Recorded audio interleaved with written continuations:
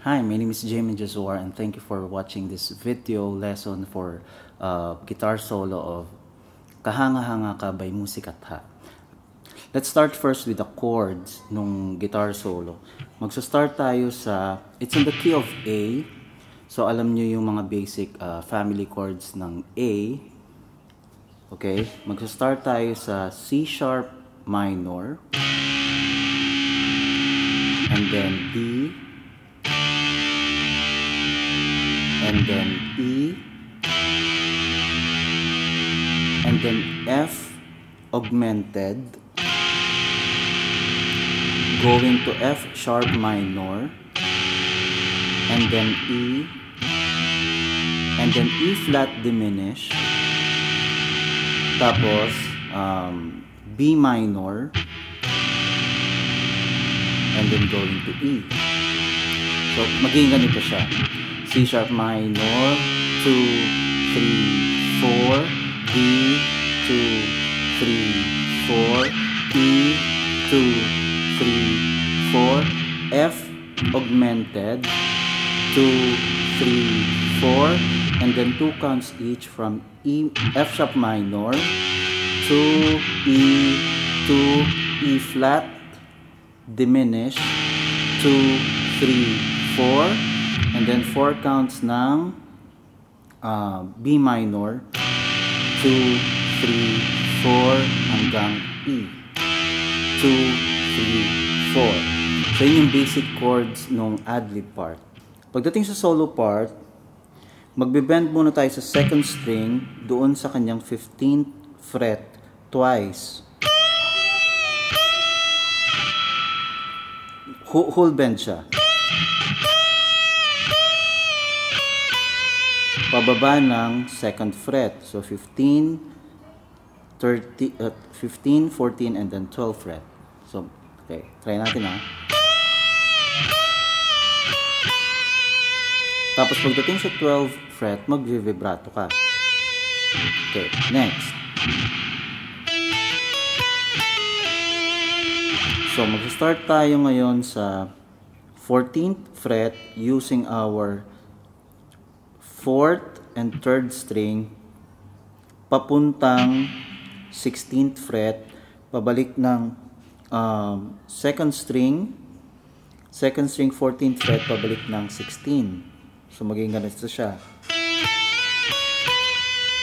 And then bababa ka ngayon sa 14 and 13 fret ng 3rd string,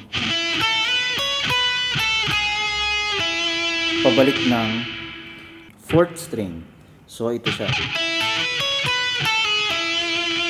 So may vibrato sa dulo, parang meron siyang konting emotion. Next. So ang next part is 1st string, 2nd fret going to 14th fret, going back to 12th fret. Pero meron siyang parang accidental mute. Okay, so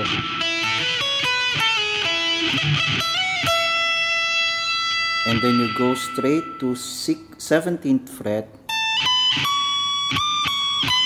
pataas, ascending siya, 17, 19, 21, and 22nd. Okay. So,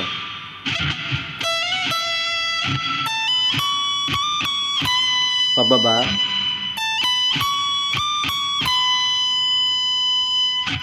and then pababa hanggang 19th fret. So from 17th fret, 17, 19, 21, 22, pabalik 20, 1, 20, 19. Okay. And then yung scale pababa. Okay. Actually sa A scale siya. So starting from A note, A, G sharp, and then second string going to E note,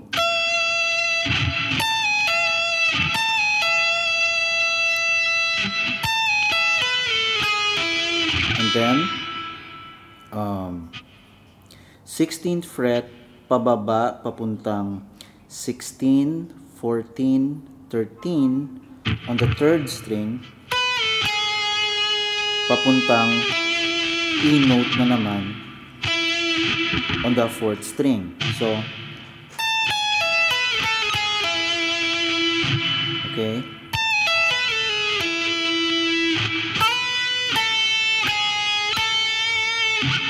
So, the next is 16th fret ng 3rd string, 16, 14 and 13, and then balik sa 14.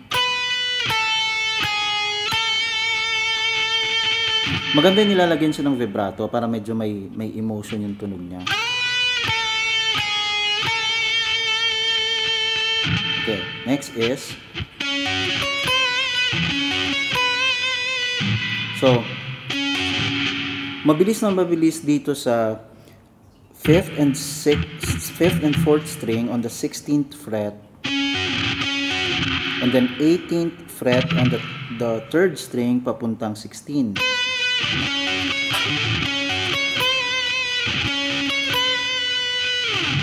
And then yung mabilis na part,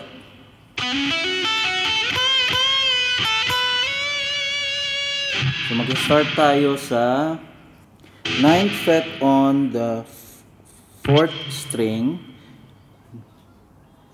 9, 11, and then 3rd string, 9, 11, so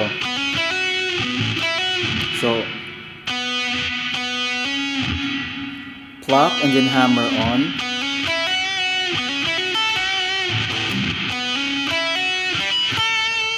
and then go to the 2nd string, 10th fret going to 11th fret ng 3rd string. So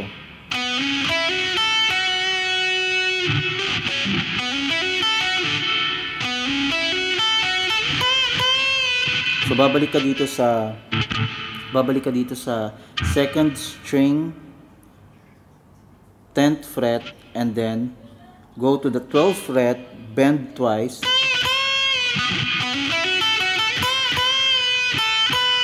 so pag bend mo, half bend lang siya, balik ka ulit ng 10th fret, and then 12, and then 14. Okay, so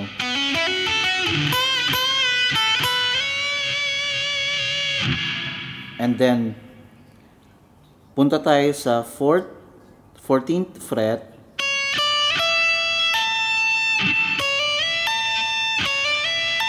so pwede mo siyang i-hammer on lang yung dalawang notes after.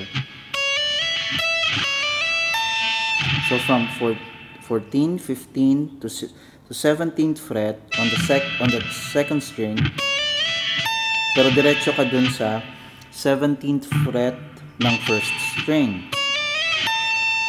And then ulitin naman yung 17th fret from 2nd string, 1st string, slide going to 19th fret.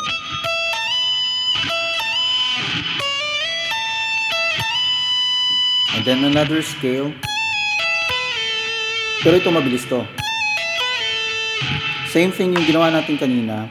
From A note, G sharp, E, A, E, and then slide, pwede ganito. Okay. On the 3rd string, 16th fret going to 14. Pero, you go straight to 2nd string on the 19th fret, 19, 6, 17, and go, and last note is 14th fret.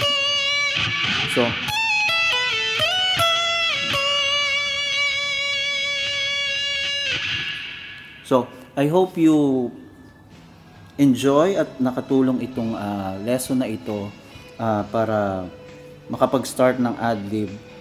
Sounds like ad-lib nung Musikata. Okay, before I end this video, I would like to thank Kuya Rani, Sir Ranilo Guhit. Siya ay yung guitarist ng Dad's Band, a Dubai-based rock band.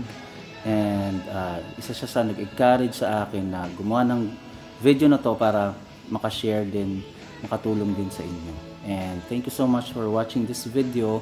And if you have suggestions or comments, you can leave a comment sa comment section, and I hope na nakatulong itong video na ito sa inyo.